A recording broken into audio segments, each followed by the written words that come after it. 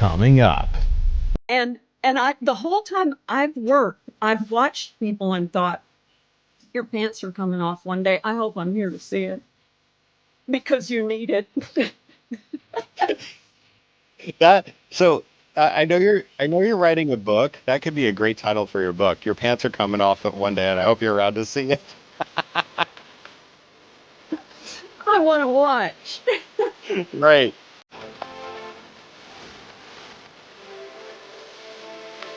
So Southwest Airlines actually, and the person I'm speaking to today actually defined who I was as a professional HR person. And I couldn't be more thankful and I couldn't be more excited to talk to my guest today. So once again, my name's Rob. I am a 27 plus ish year former recovering HR professional, a term professional I use very loosely.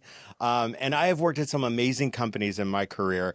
And I'm on a mission to share what I've learned at those places with you so you can get that dream job, land that promotion, or just survive corporate America. So today, again, I am super excited because I am talking to a woman who I've giggled with. The amount of snark that traversed our conversations was legendary, is what I would say. And I'm super excited to have her today, and again, learn more from her. So we're talking today about, in this video, we're talking about people-centered leadership, which really is at the core of what defines Southwest, right? And Southwest leadership and how they treat their employees and those types of things. So, Cynthia and I had the privilege of working directly under Herb Kelleher and Colleen Barrett and learning directly from them. I was there for, a minute and I learned a lot from them and from you. So, Cynthia,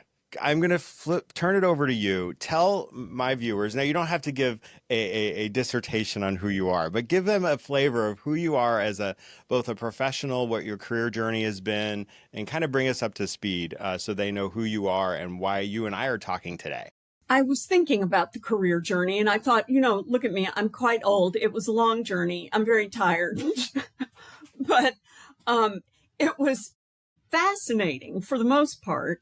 And I'll tell you, I started out not in HR. I started out teaching marketing in high school.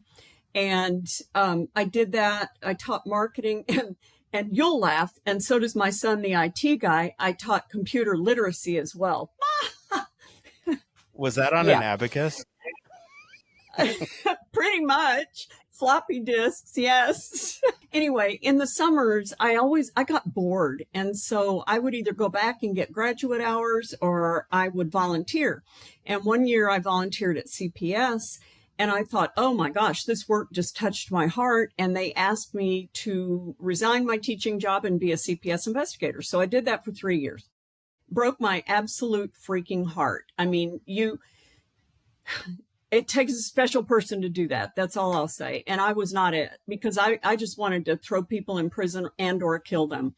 When the stuff that I saw day after day. And one day I'm talking to my college roommate and she's a flight attendant at Southwest and still is, by the way. And she said, every time we talk, you're in tears over some horrible thing that you saw and had to deal with.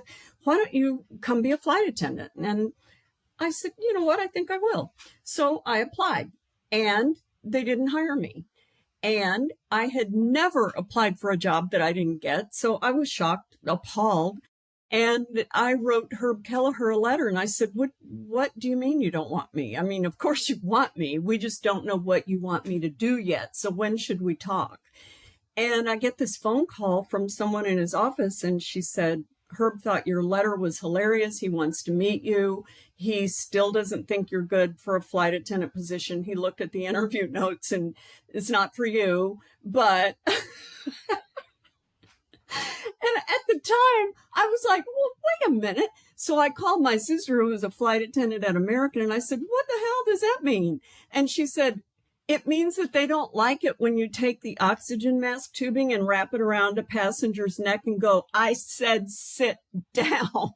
So they were right. I was wrong. So I went to meet Herb and he and I just clicked and he said, I want you to be a writer. And I'm not in charge of writers. That would be Colleen Barrett. And at the time, I don't know how many people know Southwest history or the history of Herb and Colleen, but Colleen was his legal secretary. When he formed Southwest, she came with him. By the time I met them, he was president, chairman, he was everything. Colleen was in charge of customer care, and that involved customer relations, writing, all of that. So I met Colleen. We also clicked, and she hired me as a writer. So that's how I got into Southwest. And it was fabulous because I got to see them on a daily basis. I saw how their minds worked and everything that they said about who they were and what they wanted and how they wanted this place to feel. It was true. I mean, they were the most genuine people I've ever known in business. And from there, I was there about 3 years, and the cargo division was hiring. And I thought, that sounds interesting. Because as Herb told me, when I told him I was going to go do this, he said, you have the attention span of a gnat. Go on, go do whatever it is you want to do. So I did. I went to cargo as a sales rep, and I ended up running the western half of the system. So I loved that. And I did that for quite a while. And then one of the people I worked with, I've got to be careful about how I tell this story, was highly inappropriate on a regular basis. And I complained to the people department, and it was grossly mishandled, and it devastated me, not professionally. I did fine, but I thought, okay, the system can't be trusted.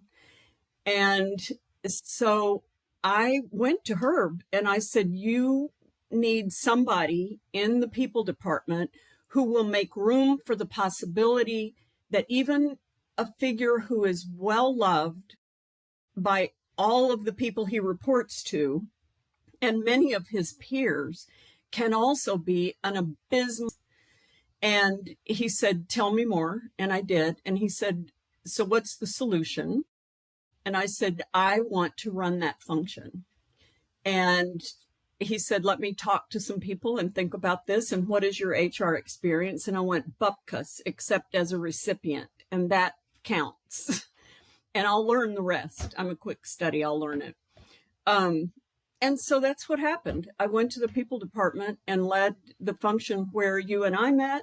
And it was people services, which was like all the benefits and all that, and the alcohol and drug and alcohol abatement, all of that. But the part, that was great. I loved that. I had people in charge of that area who I adored and I trusted. But where I really focused my attention, as you will remember, was on the investigations and how people felt about how they were being treated. Our whole brand was that. Our whole brand was, you are respected here. Your input is required here. Your personality is welcome here. And so you're a liar if you don't deal with it when bad stuff happens. So I loved that work. I don't know how well you loved working for me, but I loved you working for me. I adored, I remember darkening your doorway daily, almost saying, okay, you're not going to believe what I just heard. And here's something else somebody did at work.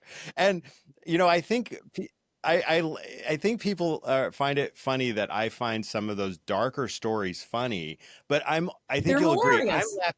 I'm laughing at the absurdity of it usually, right? Because we talked about we had some dark, really deep, scary stuff. Like I remember I investigated a sexual assault, a rape, and it's heavy stuff. And then there's the funnier stuff, like people taking their clothes off at work seems to be a common theme.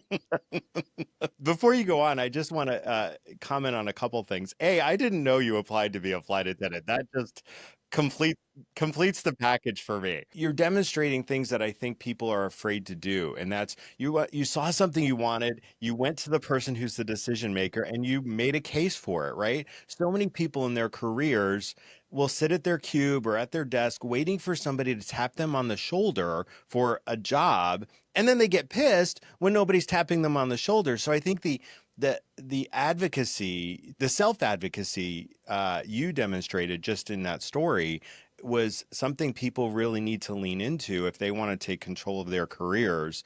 And now in, many cases, the answer may not be yes, like it was when Herb said yes to you. But he knew you, Right. right? And he's like, here's a person who will figure it out. They're a quick study, all the things. But I think probably what Herb was thinking with you coming into this function was, here's a person I trust. Here's a person I know will be a good steward of our culture. Those are the things, everything else can be learned. If we don't have those innate things in place, then I wouldn't move forward with her. And I know you had that in spades. Yeah, I think it's so important to not see culture as this separate thing that you put somebody in charge of and everybody else is doing the operation.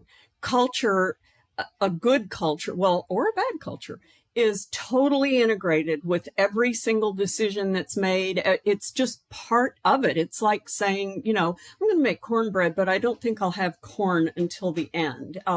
No, it's part of the batter, doofus. You are correct. You need to advocate for yourself. And every once in a while, you do get shoulder tapped, because I don't know if you recall this, but the reason that I left that job that I loved so much with you guys was because Colleen phoned me one day and said, I've been promoted to president. I can no longer take care of the family the way that I have been, because she was always writing notes, letters, checking on sick people, wanting to know what was going on. And she said, besides, we're getting too big. I want you to come up here and create a department. You can call it what you want. You can hire who you want, but I want you to take care of the family. And I said, I don't want to. I like what I'm doing. I don't want to. And she told me, yes, I understand all that. And you start on Monday. And so I moved up there. And that was my next chapter, was doing internal customer care. So this story that I was going to tell you about the funny things that are dark, but they're so absurd that you have to laugh or you'd run out of tissues crying. This guy came to my door one day because I was seen as kind of the problem solver when it wasn't an EEOC type issue or something that I would always funnel back down to you guys. This was a pilot who came in with a swollen, like a black eye. And he said, I want you to make sure that so-and-so, who was a flight attendant, is terminated because she hit me. They were having an affair. He was married. He gave the flight attendant his password to get into his portal. When he broke it off with her, and she found out he was married, and then he broke it off with her, she went into the portal and transferred him from his Phoenix base to a Baltimore base. So he was having to commute to work. And so they had this running thing going on. He starts talking about her and denigrating her, and she meets him in the crew parking lot and jumps him one night when he comes back off a flight. And so I did send this down to you guys to deal with, but he said, I want her fired and I want to know what I should do about this. And I said, well, I'm sending you to the department that can handle this for you. But I'll tell you one thing not to do about this. Don't tell any of your pilot buddies that you got your ass kicked by a flight attendant. That's the main advice I have for you today. But yeah, that is an amazing story with that. I love the best advice there though, is don't tell your buddies you got your ass kicked by a flight attendant. Best advice ever. He would never live through that. No. But I kind of like the deviousness of what she did. I'm not gonna lie. Working, it was such an honor and a privilege to work at Southwest under the leadership of Herb and Colleen. And I think, when I think to the most recent layoffs that Southwest, has ever had, and hearing how it was executed, for want of a better word, it just left me very sad that I couldn't help but think Colleen wouldn't have let this happen under her watch. Even if she had to make the decision on layoffs, she would have handled it differently with the employees' dignity and respect as, top of mind. Would you agree? Absolutely. I absolutely agree. And in fact, I'll tell you a story, if you don't mind, about right after Katrina. Hmm. That was when I was back up in the EO taking care of the family. And she called me in and she said, look, our flights at New Orleans are going to be slashed to a fraction of what they were. We're going to have to grow the business back, but nobody is going to be let go. And we're going to be transferring these people all over the system. But New Orleans, as you probably know, Rob, I don't know if other people know this, but that's a different place. It's, most people who come to an airline to work, they're kind of vagabonds. They don't mind moving to San Diego, Seattle, Austin, whatever. They just, yeah, that's part of the fun. Not in New Orleans. In New Orleans, those folks were homegrown, deep roots. Culturally, that was home, and they did not want to leave. So she said, I need you to help handle this, especially with the people who are particularly hurt by it. It was just her heart that she said, they've got to understand we're going to send them back as soon as we can, but we cannot pay you to sit down there when we have openings in other places. So I had one guy who was really, really having a hard time with this. And he showed up at the EO one day. I was sitting doing something at my desk and I looked up and he was standing in my door. And I'll just use a generic New Orleans name. I said, Thibodeau, what are you doing here? And he said, I've come to tell you one more time that I do not want to leave New Orleans. And I said, I know you don't, but you are being transferred to Philadelphia and I'm going to help you get there, get comfortable, get to know people. We're doing Santa Claus for your kids this year. I've ordered your winter uniforms because, child, you're going to need them in Philly. And he's like, I'm not going. I said, well, you are welcome to resign, but I don't have another option for you. Help me help you, Thibodeau. And finally, he used the line that so many of them, and you've heard it, Rob, where's the love? Because Yeah. anytime an employee was being told something that they didn't want to hear, where's the love? And I said, it's in Philly. Go get you some. And so he went, fine. So he goes to Philly. Well, a couple months after the first of the year, he calls me and he said, I want to do a crawfish boil for these people. I've got new friends up here. They've never eaten I love it. crawfish. I want to do a big boil. Can you send me crawfish? And I thought, sure I can, because I had my connections from when I was in freight and we had a bunch of seafood shippers out of New Orleans. So I called Big Al. I said, Big Al, Of I course, his name need was Big Al. crawfish. And he was connected, by the way. I said, I need a mess of crawfish sent up to Philly on so-and-so date. And this killed me. He goes, oh, Cher, I can't send it on that day. He said, that's Monday after Easter Sunday. There won't be a sober fisherman in all of Louisiana. I won't have any crawfish. He said, not when Lent's over. And so I get a call from Thibodeau, and he sent me tons of pictures. And he said, these people didn't think they'd like mud bugs, but they do. And he said, and at the bottom he writes, P.S. It ain't so bad in Philly, but when do I get to go home? Oh, So we stayed in close touch with a lot of those people that we relocated. And then as we moved them back in, that was a function of Colleen saying, this is a business decision. It has to happen, but it doesn't have to wreck people. And whatever it takes is what we're going to do to make sure they don't get wrecked. the other thing that's defined you as a leader is your father, right? And his philosophy and that type of stuff. So if you could just say a little bit about what you learned at your daddy's knee and that type of stuff that made you who you are. Um, he was always looking for the potential in people. And he was a career combat pilot. And when I was in high school, he commanded a squadron up in the Seattle area. He had 250 young pilots flying for him. And when I got to Southwest, I met some of those guys. And what I kept hearing was, we would have flown through the gates of hell for that man. He loved us. I was at the birth of every one of my children because my squadron commander came up to me 2 weeks before the due date and said, she's going to domino any day now. I'm taking all your trips from now until after that baby's born. You need to be here. And the guy who told me this, he said, I thought I was the only one. And because your dad said, I need flight hours. I've got to stay current. I'm taking your hours. You're going to be home. This will work out great. He said, no, I found out later he was taking everybody. And it was young men building families at the time. He was taking all these guys' flights so that they could be home for the births of their children or graduation or an ill parent or whatever was going on. He said he loved us. And he said when there was credit, he got behind us and lifted us up and said, here are your guys. This is who you need to be talking to, not me. These guys did that. When there was trouble, he put us behind him and he said, I'm your guy. I obviously didn't train him well enough, so put it in my file. And he said, so yeah, we would have flown through the gates of hell for him because he loved us. And he was telling me this on a crew bus and he goes, don't tell the other pilots that I'm talking about love. Don't tell them. I said, okay. And then I proceeded to tell everybody.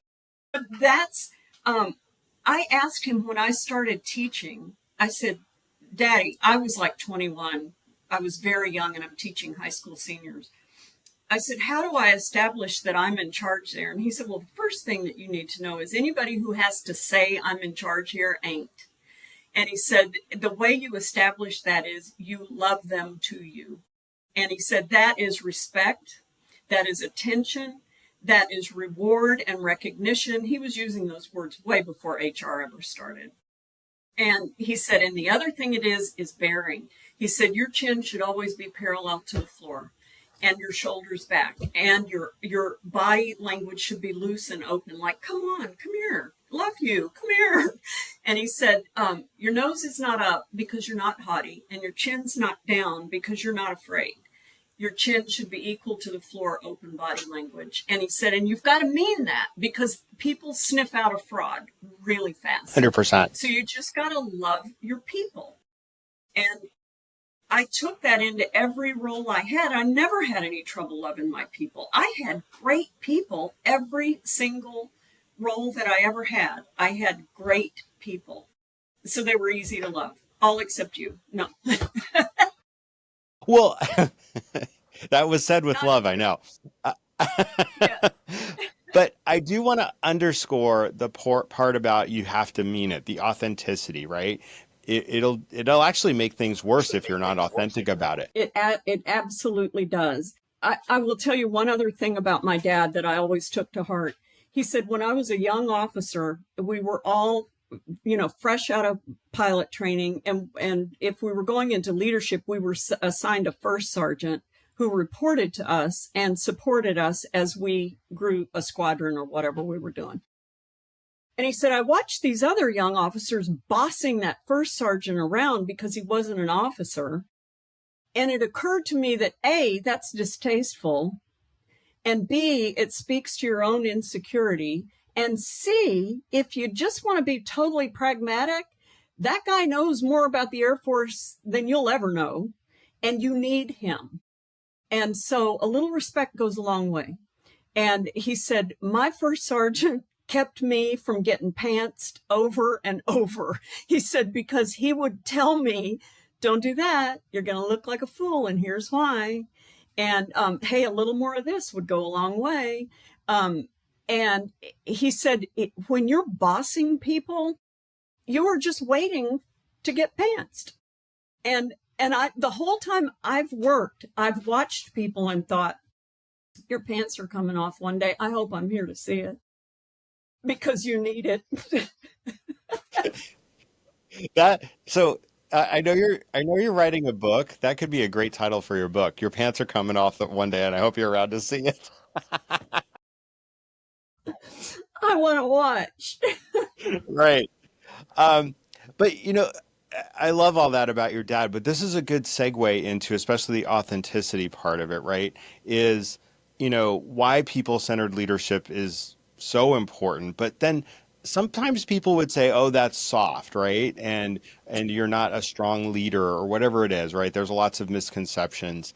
And I think when I think of you, the word soft would never be in my vocabulary because you integrated the I'm gonna lay it out for you. You were always very direct, but there was always an undercurrent of kindness and empathy. And I know I know you learned that from your dad, your job as a teacher, especially your job as CPS. I think those were defining moments for you.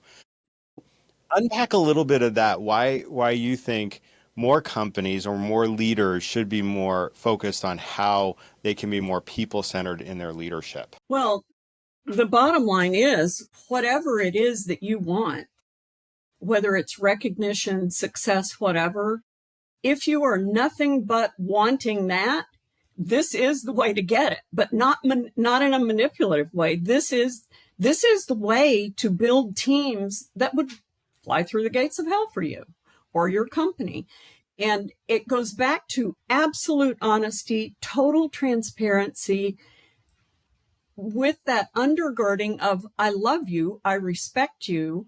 I had my ass chewed off my back by Colleen more than once. And, it was not fun. But she told me, in fact, shortly before she died, I was with her and we were talking about a specific person.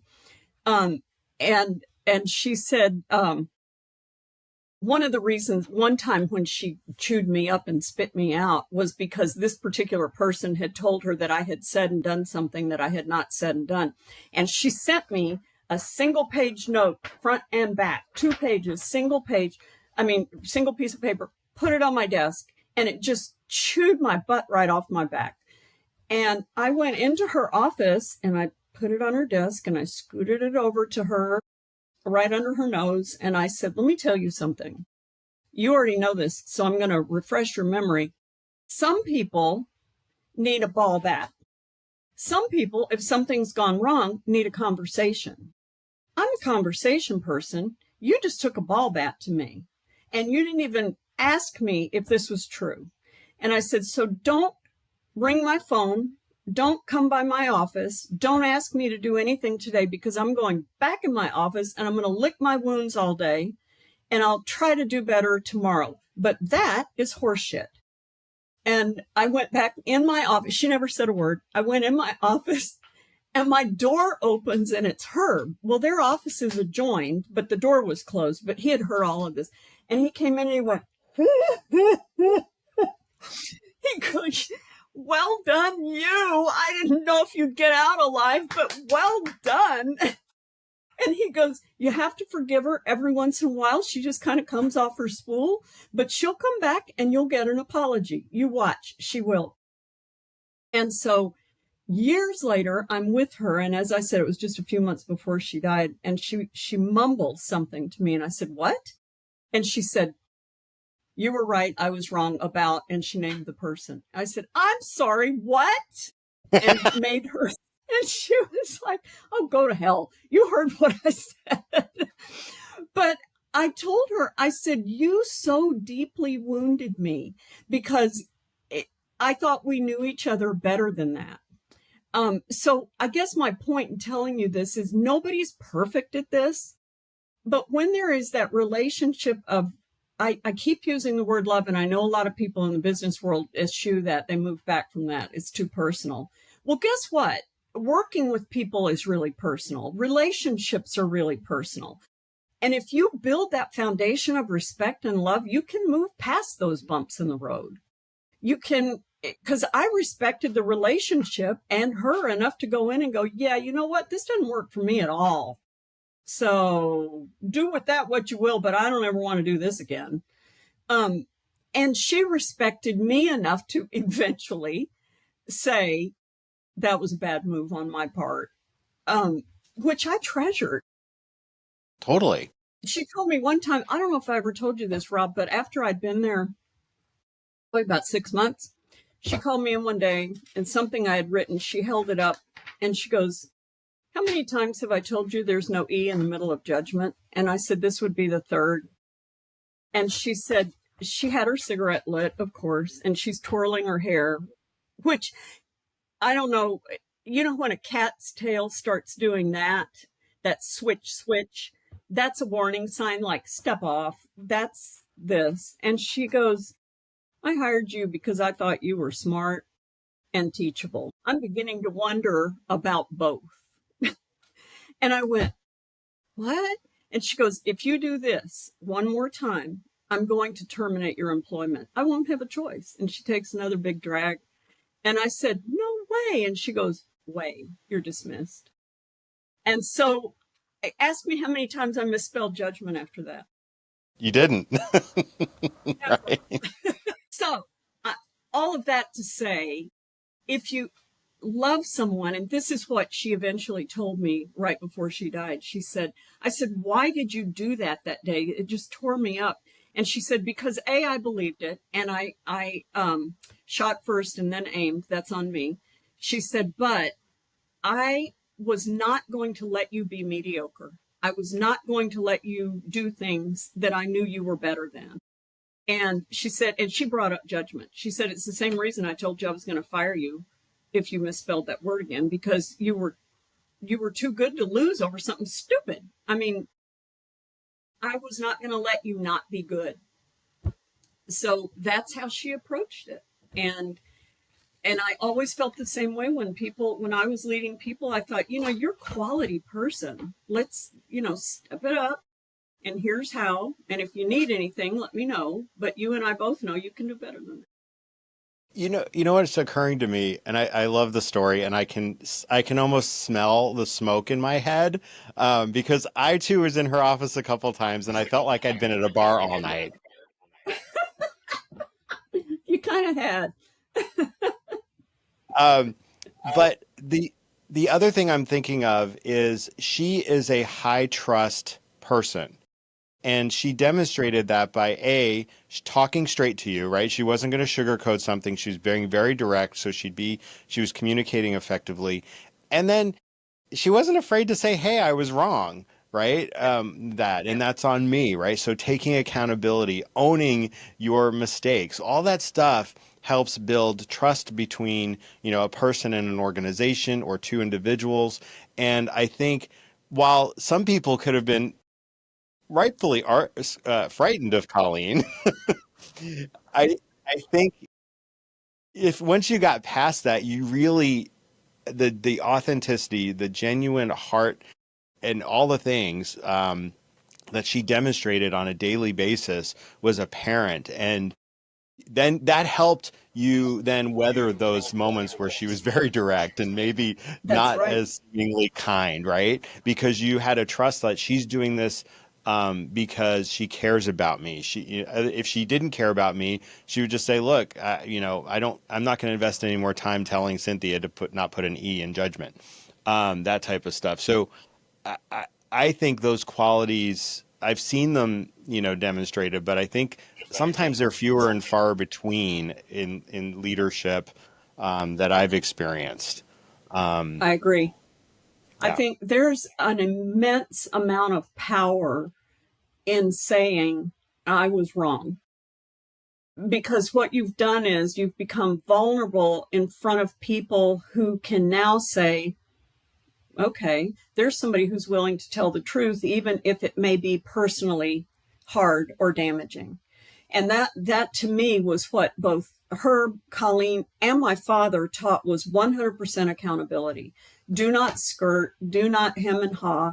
You take accountability for the good things you did. You need to take accountability for where you missed one. And you build credibility that way. People don't come after you when you do that and think, oh, they're weak. No, they think, oh, wow, that person is strong enough to say, yeah, I struck out on that one. I'd like another at bat if you'll give me a shot. And it's not a sign of weakness either. Some people think that if they admit that, then that's going to be a scarlet letter on their back or whatever. And I think the exact opposite is true, unless that's all you're doing is saying, yeah, I made a mistake. I made a mistake. But when you do admit that, it again helps build trust. Yeah, absolutely. And everything, Rob, everything runs on trust. Yes. Any kind of elective effort, any kind of creativity, all of that runs on trust. Yeah. I was thinking a leader that I had the privilege of working for popped into my mind as you were talking about Colleen. And I've had the privilege of working for and learning from a number of really strong women, you included. And the other Thank you. person is my boss, Tracy from PepsiCo. Anyway, it was an honor to work for her, but a lot of people would look at her and go, or look at me and go, how do you two work together? Because you're polar opposite. Like I'm all the, I'm all the feelings and she's just direct. And, I think people had a misconception about her. But I asked her one day when we were subject to some horrific team building activity that involved a lot of sticky notes, which make it stop. Right. Please. God. But I was paired with her and I forget what the question was, but I remember posing the question to her was, why did you hire me? Because the exercise was pointing out that we were so different. And she said, that's exactly why I hired you, because we are different and you can do things that I can't. And funny enough, she would demonstrate that because she would send me like to these meetings and I'm like, why am I going to whatever meeting at hand? And she's like, because they like you more than me. It's But true. it is. And, I think what I've taken from everybody I've worked for, but you guys in particular, is there's a way to integrate those two, like we were talking about with Colleen. You can still be direct in everything, but you can still care. You can still have empathy. And it does take a lot of maybe more energy to expend, or whatever the word I'm looking for, to invest in people like that. It pays dividends in the future, more than if you didn't invest that to begin with. And that's a weird metaphor, but I think Absolutely. Absolutely. Somebody, if you are treated that way as an employee, you feel valued, you feel heard, respected, you're going to tell your boss things that you wouldn't otherwise. You're going to tell them when their slip is showing. You're going to tell them, I know you think this is a genius idea. Let me tell you what the scuttlebutt is out here. It accrues to your benefit to create that's not why you do it, but it is an effect of creating relationships based on respect and love. if you think about hiring the right people, like, and you want to make sure, especially at a company like Southwest, right? You want to make sure you find that person that leads Southwest colors. So what do you look for in those interviews? So if people are watching this and thinking, I have an interview and this is how I want to show up, I've done my research on the culture of whatever organization. What would you say to those people that, hey, this is what I would look for, to make sure that you're a good culture fit? Does that make sense? Yeah, it does. And obviously it depends on the kind of position. But the things that are non-negotiables for me, um, any whiff of self-importance and I'm done. I can't fix you. Um, that is different from confidence. That I want to see that. I want to see a healthy confidence. Here's my skill set. Here's how I've employed it in the past, and here's what I could do with it here. Um, I want to see optimism.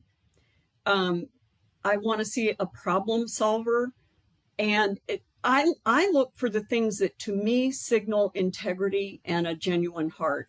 Because Rob, if you think back over our group, there wasn't a single person in that group that I can think of offhand that I wouldn't trust with something really, really important, something very private.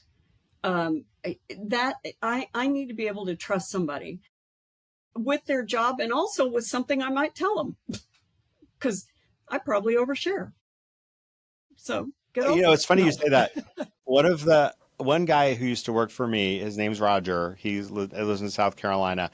He says he will tell me that I'm one of the best bosses he's had, and I am honored that he says that. But I would tell him, look, I'm going to extend trust to you because I'm going to tell you all the shit you're not supposed to know. Yep. Because I Yep. knew he wasn't going to take it further or out Right. of context. And again, I Right. was demonstrating trust and he gave it right back to me in spades. Yep. And that is how it works. It's reciprocal. And you have to, as the leader, be willing to go out on that skinny limb and trust first.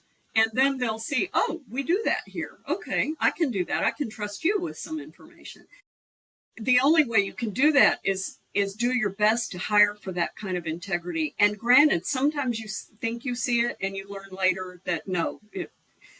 But if you have good EQ, I cannot overemphasize develop your EQ. Whether you're hiring or leading, you need to be able to read the room. You need to be able to read the person in front of you. And what they're not saying is just as important as what they are saying. I can't tell you the number of times that either on an investigation or during some meeting, I would say, can we talk for just a sec after the meeting? And they would tell me out in the hall what they would not say in the meeting. But you have to know what to watch. Are they pushing away from the table? Is their leg suddenly swinging? Are they looking down when a certain person's talking? Why is that? And if you haven't ever, I would say anybody who has not spent some time looking at their own EQ skills, abilities, whatever, that's a really important place to invest in. 100%. And I think, the other thing, is jumping off to me from what you just said is, you've got to, it's not just what people are saying, it's how they're saying it, is the whole package. And that can tell you a lot. So for people that are interviewing, they need to be thinking about that. It's not just, here's my list of accomplishments, give me a gold star and hire me. How did you do this? How did you influence? How did you develop somebody else if you're in a leadership position? All that stuff is, I'm more impressed with that than, hey, you were a good project manager.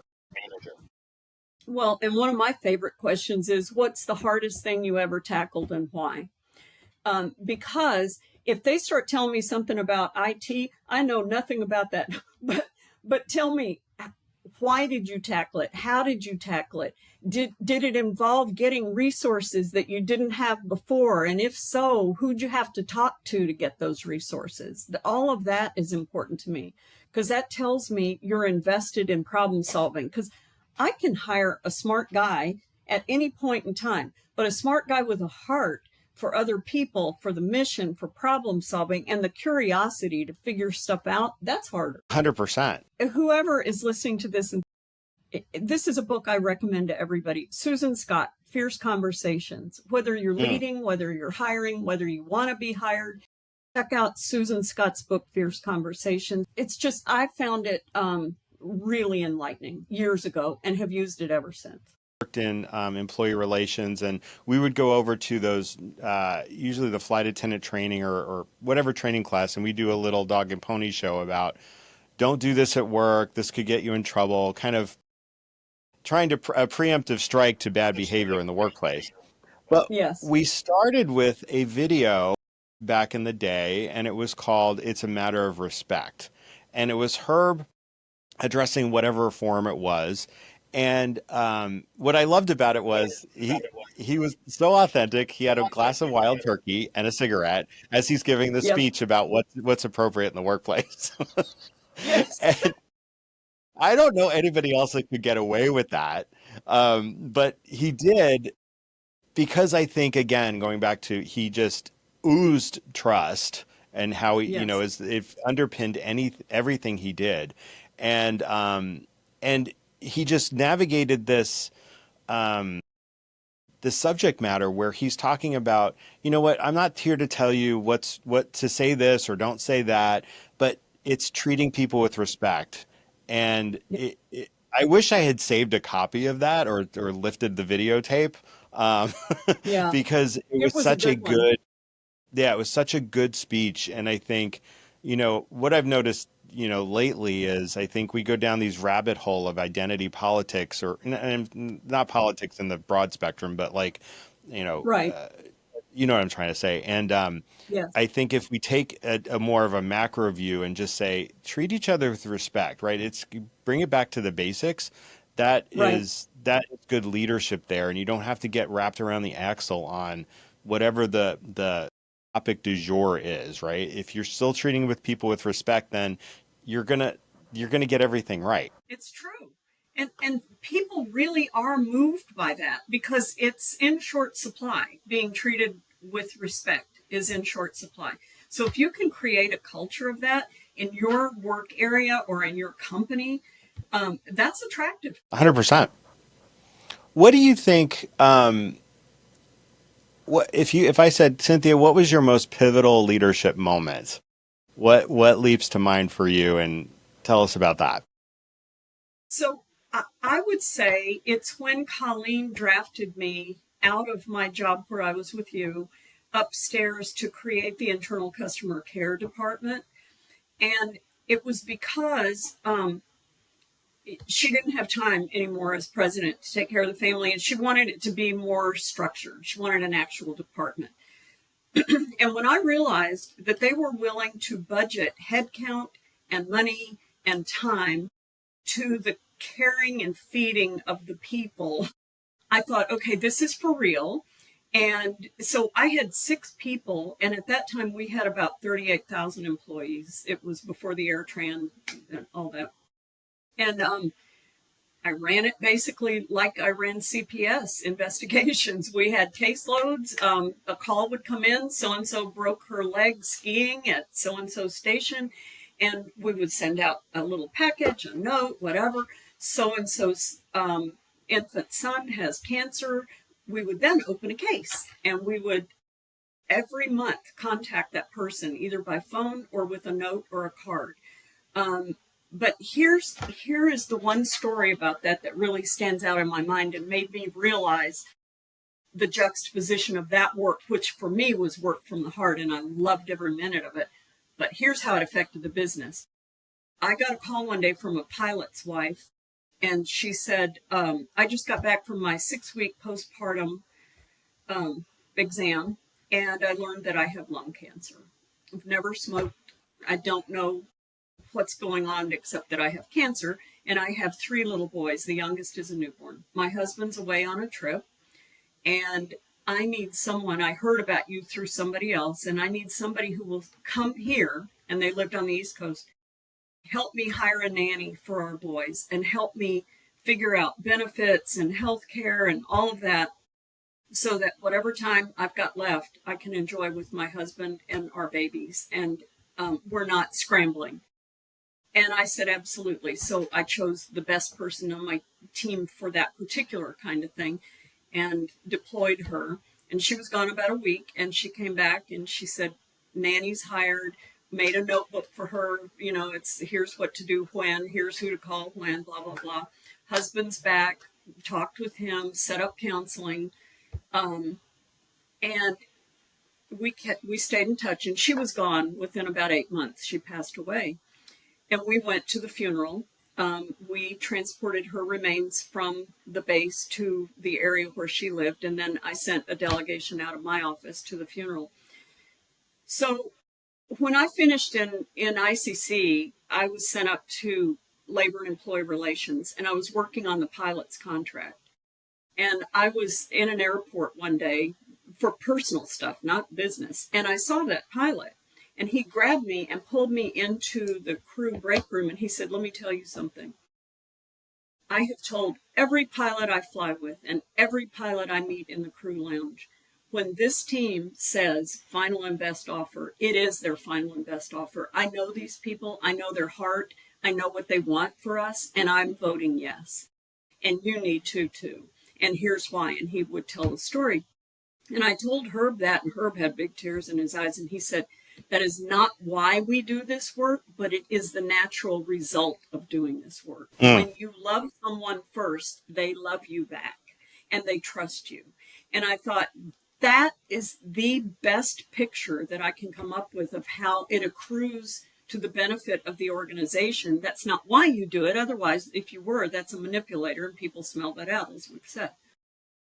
But when you do it with an open heart and the motivation is pure, you've got fans for life, and you've got yes votes at contract time.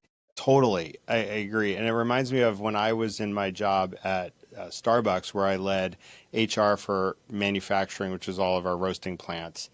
And we went out of our way to invest in our employees, both from a monetary perspective, also benefits and work-life balance, all the things.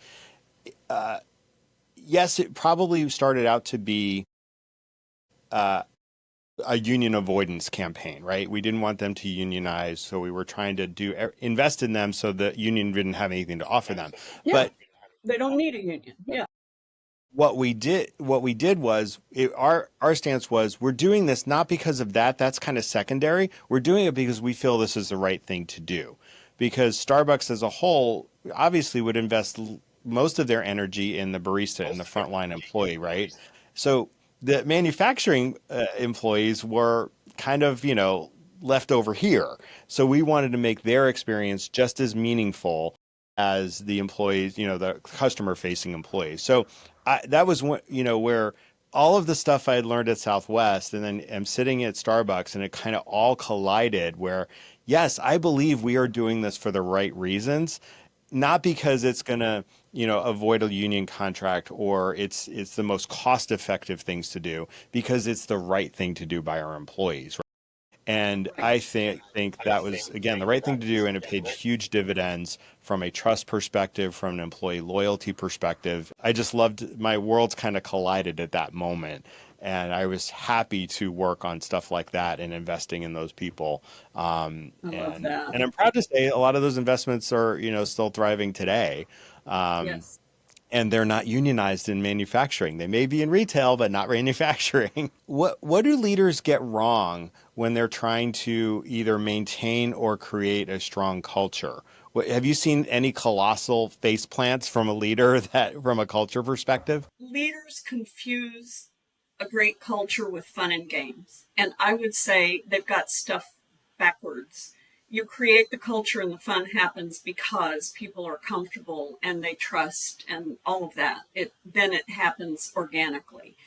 But this is an old example, but video games and foosball table, that's not it. That's not culture. Culture is making sure people know, I see you, I hear you, I appreciate you. That was a great idea. Let's give it a go. And if it doesn't work, no harm, no foul. We don't know till we try. That is what creates great culture. People, I have never met a person yet, even shy people, who don't want to be seen. Everybody has an innate desire to be seen and appreciated, not necessarily celebrated up on a stage, but to be recognized as a person of value. That's where culture, decent culture, comes from. I would also say a lot of my consulting work, people want me to help us build a culture. And I always tell them, I hate to be the bearer of bad tidings, but you have a culture. It's just that it sucks. People think, oh, I want to create a culture. Okay, well, you're going to have to stop doing a bunch of the stuff that you do now and start doing a bunch of stuff that you've never tried before. Are you up for that? Some of it's going to cost money. Some of it's going to cost face, because you're going to have to say, I screwed that up badly. I'd like another at bat if you're willing. And here's why I think I could have done better. Some clients say, yeah, I'm up for that. And that's when I know, oh, yeah, we have a shot at fixing this. And other clients, yeah, no, I don't feel like that's necessary. Okay, well, good luck to you. Let me know how it goes. I'm reminded of your comment about even introverts want to be seen, right? And I'm reminded when I used to do, I facilitated inclusion training when I was at Frito-Lay, North America.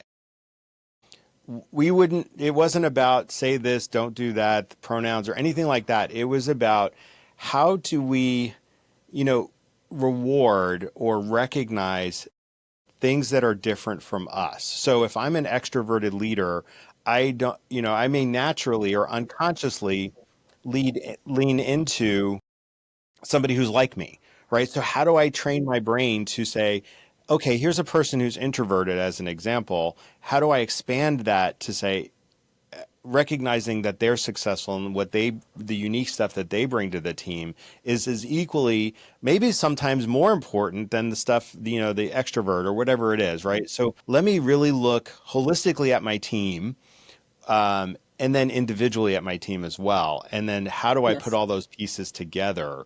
And again, Mm-hmm. I love what you said. It's not about foosball or video games or pizza parties. If you don't have a really solid team, all of that just falls flat, and people are like, big deal, right? It's You got a pizza. annoying. It's like, oh, geez, I have to go to the pizza party. That's not fun. Yeah, and there better be beer. Yes. If you can't respect them, curious as to why you would still have them on your team. And if you do respect them, do you behave that way? Do they know that? Have you told them, I'm amazed at your ability to do fill in the blank. Or, I could only dream. Only if it's true. Only dream of being able to handle something the way you just handled that. Thank you. Well done, you. All those little, just even off the cuff remarks that say to somebody, I see you. I see you and I value you. And then the last thing I would say is total honesty all the time is not optional. It's just not optional. If you want to be a respected leader and if you want people who would follow you through the gates of hell, you have to be able to say the hard things and be honest. 100%. And the thing that occurs to me too is sometimes as leaders, we don't have the luxury of being totally honest in every situation, right? Based on what we know or whatever's going on. But there's still power in saying, hey, you know what? There is some stuff going on. I can't tell you because being honest about your inability to be not transparent. Exactly. And when I say total honesty, I'm talking about not just operationally, but how you view their contribution, where you see room for them to grow, and what you're willing to do to help them grow. And if there's scary stuff on the horizon, and there is in a lot of places, then you've got to be able to say what you just said, Rob. I can't share everything with you, and some of it I don't even know yet, but I can tell you that these are tough times, and it calls for everybody, all hands on deck all the time. Your best effort. My last question is, I think it's obvious, but I'm curious. Who do you think owns responsibility, accountability for an organization's culture? Is it HR?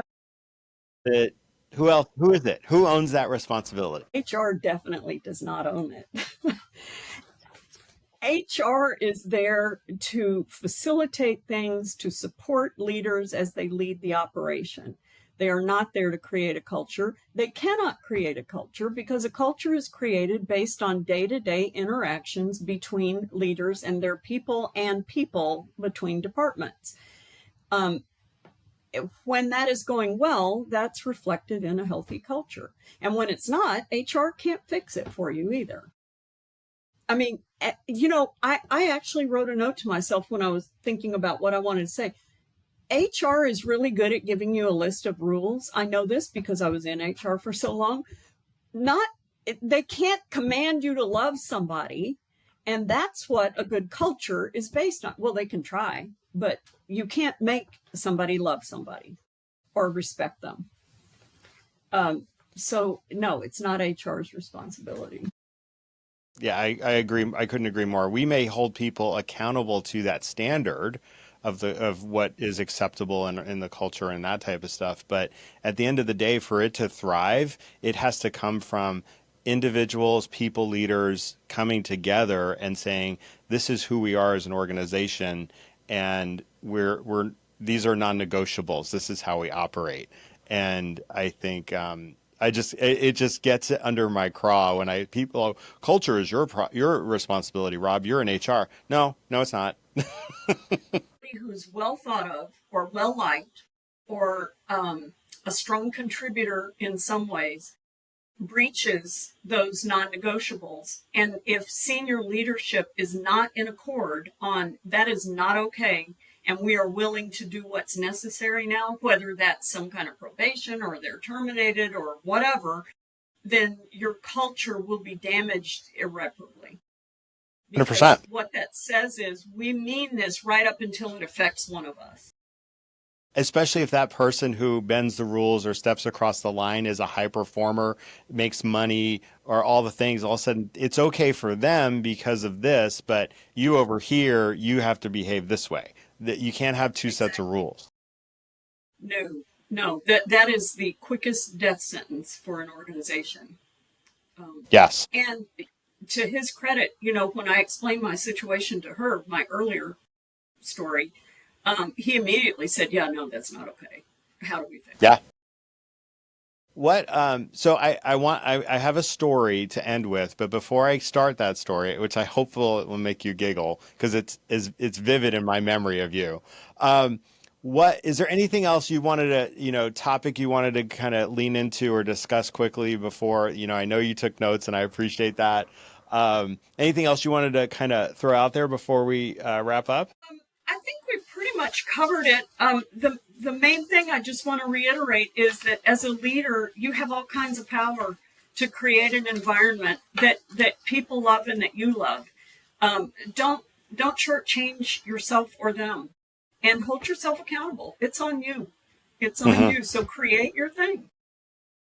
Yeah, I couldn't agree more. So I recall you made me think of this when you were talking about the pilot contracts, right? So I remember I'm in what's called a system board, right? So I had done an investigation.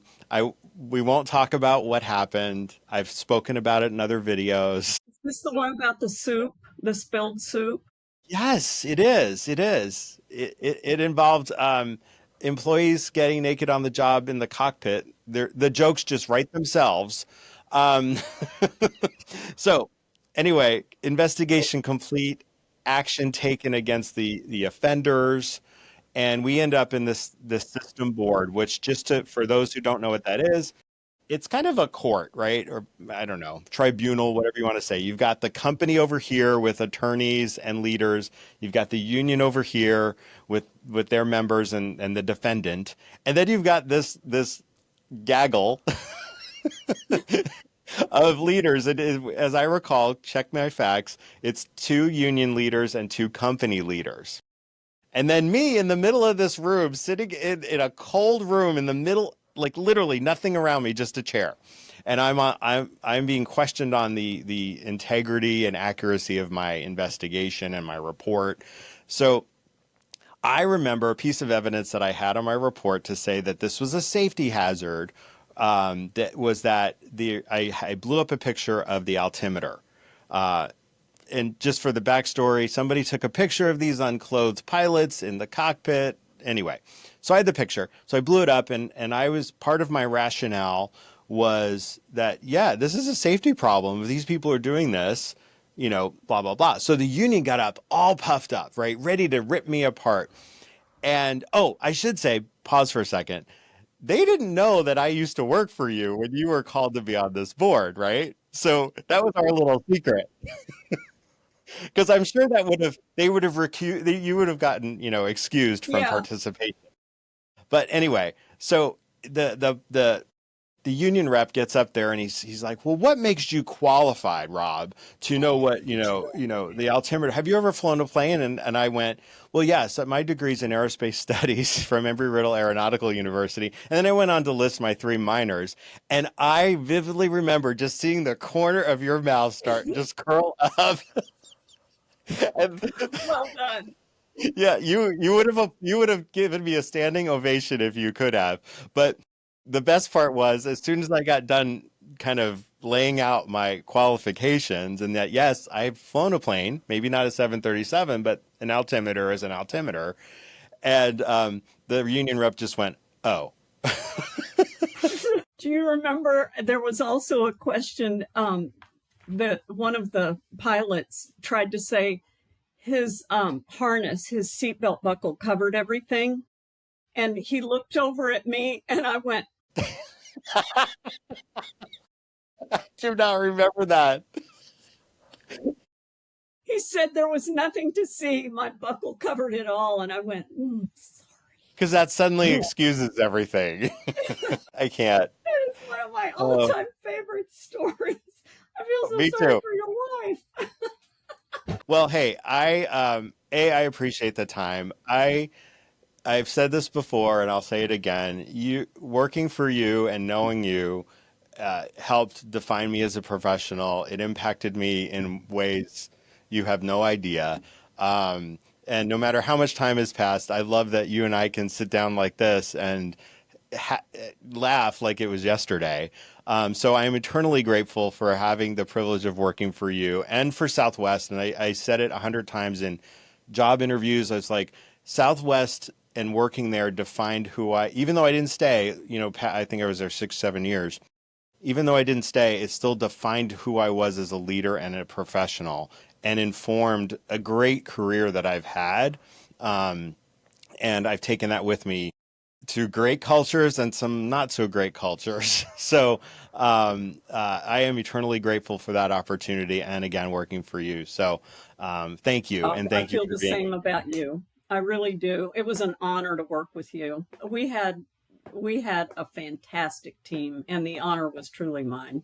Thank you again, Cynthia. And hey, if like I said before, I'm on a mission to share what I've learned at these great places like Southwest. And if you've enjoyed this content and want to see more, please, I'd be honored if you would like and subscribe. It really helps me out. I'm trying to build the channel. And until next time, I hope your career is going great, and take some nuggets of what you learned today and apply it. And I'm sure it'll be even better. So until next time, take care. This video was recorded and produced by Just Talk Studios, the premier video podcasting studio in Bellevue, Washington. Visit justtalkstudios.com to learn more and book your session today.